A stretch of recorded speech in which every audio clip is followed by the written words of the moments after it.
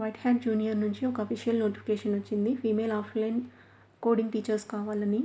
Qualification వచ్చేసి computer science background. And ఇది వచ్చేసి మెయిల్ అనమాట. నాకు వచ్చినటువంటి మెయిల్ మీతో కూడా షేర్ చేస్తున్నాను. So that you can also apply అనమాట. సో కిందకు వచ్చేసి ఇక్కడ అప్లై నౌ అనే బటన్ ఉంది కదా, దీని మీద ప్రెస్ చేసినట్లయితే మనకి ఒక వెబ్సైట్ అనేది ఓపెన్ అవుతుంది. సో ఇది వచ్చేసి గూగుల్ డాక్యుమెంట్స్ అనమాట. గూగుల్ డాక్యుమెంట్స్లో మన యొక్క అప్లికేషన్ని ఫిల్ చేయాలి. అయితే ఇక్కడ వచ్చేసి కోడింగ్ టీచర్స్ మనం వాళ్ళకి గ్రేడ్ 1 to 12 వరకు టీచ్ చేయాలి అని చెప్పేసి ఇచ్చారు వాళ్ళ యొక్క స్పెసిఫికేషన్స్. అండ్ బ్యాక్గ్రౌండ్ వచ్చేసి computer science, IT and coding కావాలి అని చెప్పేసి అంటున్నారు. కంపల్సరీగా స్కూల్లో ప్రెజెంట్ అయి ఉండాలి everyday. And they should take classes as per school schedule. వాళ్ళ యొక్క స్కూల్ షెడ్యూల్ ప్రకారం క్లాసెస్ అయితే కంపల్సరీగా తీసుకోవాలి. అండ్ క్యాండిడేట్ స్కూల్ యొక్క రూల్స్ అండ్ రెగ్యులేషన్స్ అనేవి ఫాలో అవుతూ ఉండాలి. అండ్ స్ట్రగుల్స్ ఏమైనా ఉన్నా, స్టూడెంట్స్కి కోడింగ్లో ఏమైనా ప్రాబ్లమ్స్ ఉన్నా వాటిని క్లియర్ అండ్ కట్గా ఎక్స్ప్లెయిన్ చేయాలి. అండ్ రెస్పాన్సిబిలిటీస్ వచ్చేసి వీళ్ళు 1st to 12th క్లాసెస్ వరకు కోడింగ్ అనేది నేర్పించాలి. And should be physically presented and should be take classes అని చెప్పేసి డైలీ షెడ్యూల్ ప్రకారం.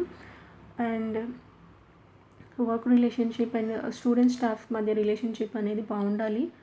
అండ్ లెర్నింగ్ కొత్త స్కిల్స్ అనేవి నేర్చుకునేటట్లుగా ఉండాలి. Focus on the concept clarification. స్టూడెంట్స్కి ప్రతి ఒక్క కాన్సెప్ట్ మీద క్లియర్ కట్ ఇన్ఫర్మేషన్ ఇవ్వాలి. ప్రతిదీ అర్థవంతంగా అర్థమయ్యే విధంగా చెప్పేటట్లు ఉండాలి. అండ్ ప్రతిరోజు కొన్ని అవర్స్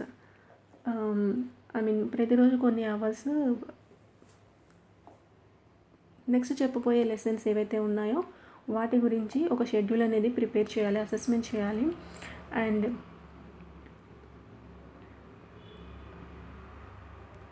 పేరెంట్ టీచర్ మీటింగ్లో పార్టిసిపేట్ చేయాలి. అండ్ కమ్యూనికేషన్ అనేది చాలా మంచిగా ఉండాలి. మంచి డిసిప్లిన్ అనేది ఫాలో అవ్వాలి. లెర్నింగ్ మైండ్ సెట్ అనేది కంపల్సరీ అని చెప్తున్నారు. ఎందుకంటే అప్డేటెడ్గా ఏమేమి వర్షన్స్, కొత్త సాఫ్ట్వేర్స్, కొత్త లాంగ్వేజెస్ ఏమొస్తాయో తెలియదు కాబట్టి సో అప్పటికప్పుడు మన స్కిల్స్ని అప్డేట్ చేసుకుంటూ ఉండాలి. అండ్ ఇక్కడ మనకి వర్కింగ్ అవర్స్ అండ్ బెనిఫిట్స్ ఏంటి అనేది కూడా ఇచ్చారు. సో వర్కింగ్ అవర్స్ వచ్చేసి school time as per school norms ప్రకారం ఉంటుంది. అండ్ వీక్ ఆఫ్స్ హాలిడేస్ ఎప్పుడు అనేవి స్కూల్స్ మాత్రమే డిసైడ్ చేస్తాయి. ఆ స్కూల్ మాత్రమే డిసైడ్ చేస్తుంది. We should have to follow rules and regulations. Classes అనేవి ఇన్ పర్సన్ ఉంటాయి.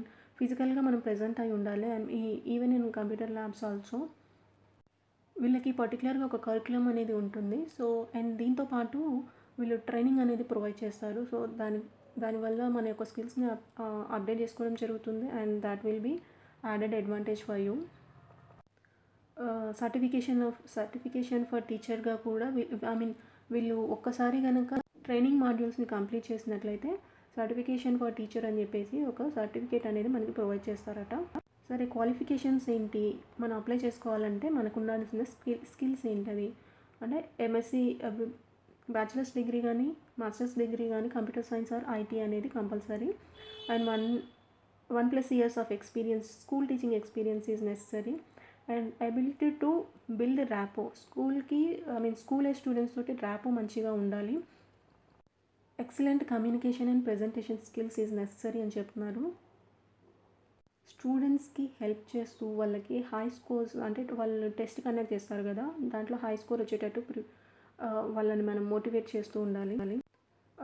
వీ షుడ్ ఫెమిలియర్ అంటే ఎవరైతే అప్లై చేస్తారో వాళ్ళకి కంపల్సరీగా ఇంటర్నెట్ మీద, ఈమెయిల్ సిస్టమ్స్ మీద, వర్డ్ ప్రాసెసింగ్, ప్రెజెంటేషన్స్ మీద అండ్ యాపిల్ పీసీ వీటి మీద ఒక క్లారిటీ అనేది గ్రిప్ అనేది ఉండాలి.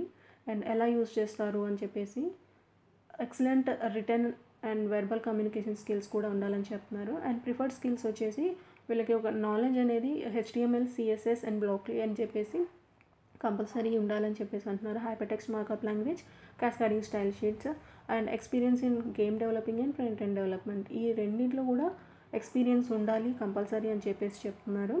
అండ్ వెబ్ డెవలప్మెంట్కి వచ్చేసి ఇక్కడ HTML కానీ CSS కానీ యూజ్ చేస్తున్నారు అని అంటున్నారు. జావా స్క్రిప్ట్, ఇక్కడ వచ్చేసి JavaScript, web development, back end and హోస్టింగ్కి వెబ్ డెవలప్మెంట్కి జావా స్క్రిప్ట్ యూజ్ చేస్తున్నారు. So JavaScript little bit easy when compare to Java.